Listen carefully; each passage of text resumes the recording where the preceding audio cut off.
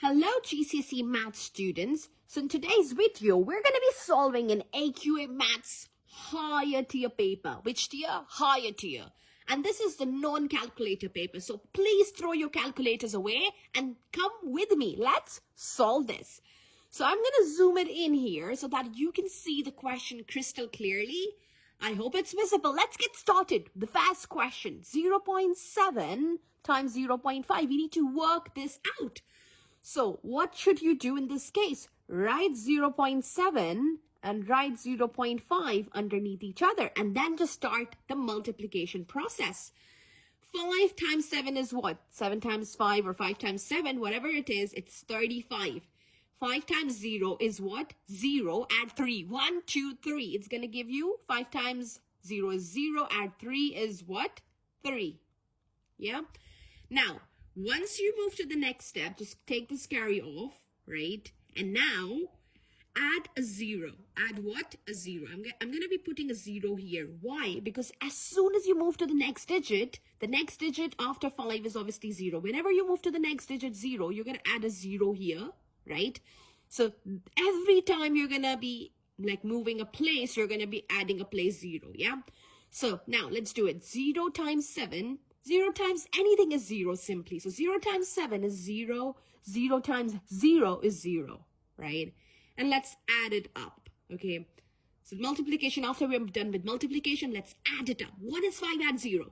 5. What is 3 add 0? 3. 0 add nothing is just 0, okay? Now, how many decimals did you have? Like, how many digits after the decimal you have? That's what I mean. Just one digit. How many digits did you have here after decimal? Just one digit. That altogether makes up 2 digits. So you're going to start moving from the right. So you're here. You're going to be moving 2 digits to the right. 0.35 is going to be your answer. I hope this question is crystal clear because I'm trying to dive in as much depth as possible that I'm sure your school teacher won't be going. So please stay tuned and do this with me together, yeah? So now, let's move on to our next question. I'm going to change my color back to purple because I like purple, yeah? Okay, this time, work out. This is question number 1B. As you can see it, 1B. Work out the value of 5 upon 6 divided by 3. How do you do that? So simple. First of all, we're going to write that question down as it is. 5 upon 6, write down as it is. Divided by what? 3, okay? And we don't have anything underneath 3, so we can just write 1, okay? Whenever you don't have anything underneath your fraction, you can by default write the denominator as 1. Now, remember, division is something which is slightly trickier. Division is slightly what? Trickier. Why? Because it involves the reciprocal process. Which process? Reciprocal. Reciprocal. Ooh, reciprocal. It's easy, man. It's not that tough. Reciprocal simply means flippin', okay? What does it mean? Flippin'.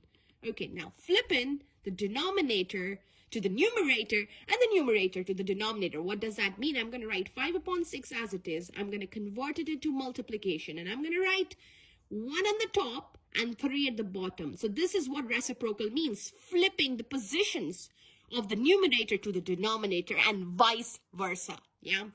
Now, just simply once you've flipped it out, you've written 3 upon 1 as 1 upon 3, just multiply. 5 times 1 is what? 5. And 6 times 3 is what? 6 times 1 is 6. 6 times 2 is 12. 6 times 3 is 18. 18. So that is our final answer, 5 upon 18. Woohoo! Just like that, we're done with the second part. Now, let's move on to part C. Work out the value of 27 divided by 0.6. Once again, I'm going to change my color to purple because at Edmento, we like purple, right? So let's get started. 27 divided by 0.6. Now, remember that while you have a decimal, it's very, very difficult to divide. It's really going to be a pain, you know, and we hate pain. So we're going to make this easy. We're going to make this what? Easy, okay? How do I make this easy for you? Let's get rid of the decimal here. We don't like decimals, so we're going to get rid of the decimal. How can I easily? Ask yourself, how can you easily get rid of the decimal? Just simply, you can times 0.6 by 10. And if you're timing 0.6 by 10, you need to keep things balanced. There is a concept of staying balanced in maths. So whatever you're going to do with your denominator, you're going to simply do the same shit with your numerator. So if I'm multiplying my denominator by 10, I need to also multiply my numerator by 10.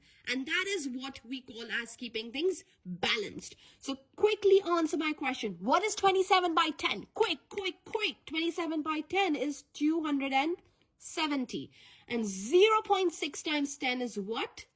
Just 6. Okay, because it was 0.6. If you times by 10, the decimal moves one digit and 0.6 becomes 6. Yeah.